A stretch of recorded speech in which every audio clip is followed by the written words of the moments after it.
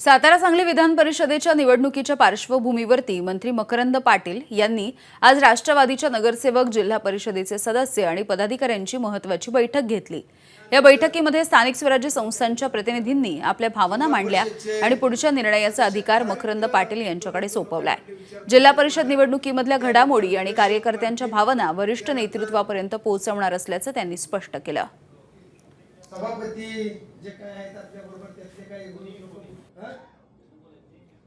सातारा जिल्ह्यामधील राष्ट्रवादी काँग्रेसचे सर्व सन्माननीय जिल्हा परिषद सदस्य, पंचायत समित्यांचे सर्व सभापती, त्याचबरोबर नगरपालिकांचे आमचे सर्व सन्माननीय नगरसेवक आणि या जिल्ह्यामधील सर्व प्रमुख नेते मंडळी यांची बैठक आज पार पडली आणि या 18 तारखेच्या निवडणुकीच्या अनुषंगानं आपण काय भूमिका घ्यायची या संदर्भात कार्यकर्त्यांची मतं आज जाणून घेण्याचा प्रयत्न मी या बैठकीमध्ये केला।